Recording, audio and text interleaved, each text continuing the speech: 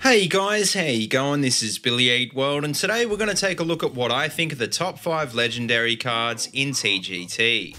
The reason I thought I'd make this video is because my last top 5 legendaries video got quite a lot of views, and I figure it just makes sense to cover the new expansion as well.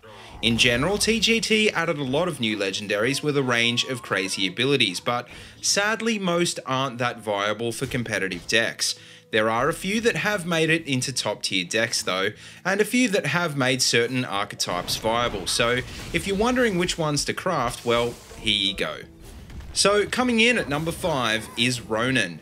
This card is the new mage legendary in TGT, and to be honest, it only just makes this list because many people believe it's too slow to be viable in constructed.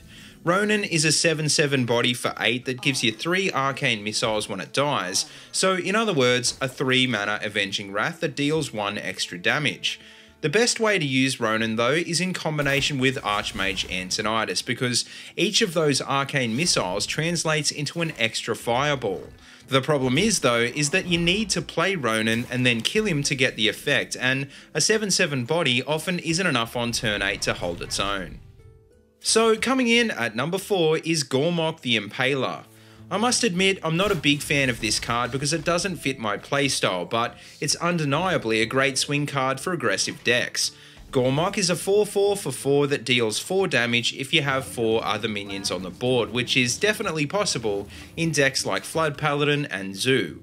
The only problem is that rarely will you be able to play Gormok on turn 4, which is where the tempo swing would be most useful. If you play it in the late game though, it will give you some extra burst to seal the game, so all in all it is worth it for any aggro deck able to build a decent board. Now coming in at number 3 is Varian Rin. This card is obviously one of the best cards in TGT, but the only reason it's not higher on this list is that he's only really viable in Control Warrior. In this deck though, Varian is pretty amazing because it puts a 7/7 body on the board, draws 3 cards, and puts any minions drawn straight into play. This can be a game-winning tempo swing if you can find a place to play it, but the problem is that it's a bit too slow if you're trying to answer enemy threats. He also accelerates you into fatigue, and any minions drawn don't activate their battle cry, so all in all it's a great card but not quite as good as people thought it would be. So coming in at number 2 is Chillmore.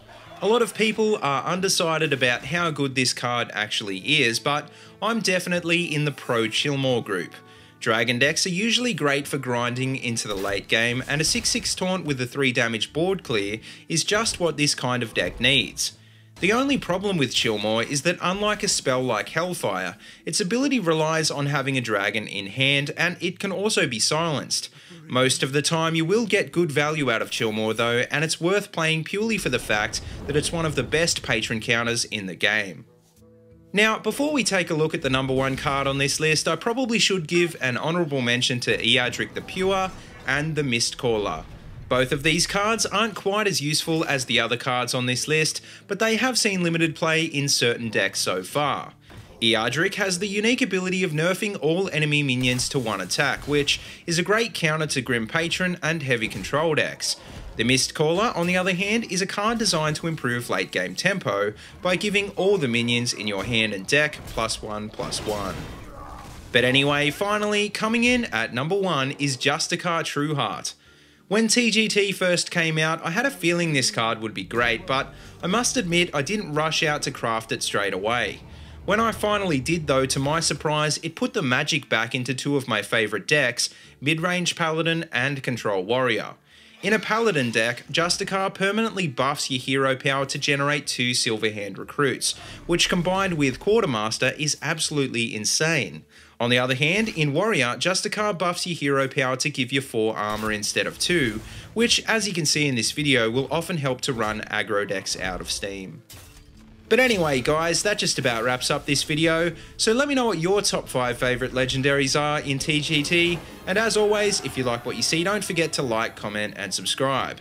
Also, check out the links in the description below if you want to see more of my videos, or if you want to support my channel on Patreon, and until next time, see you later, and have a good one.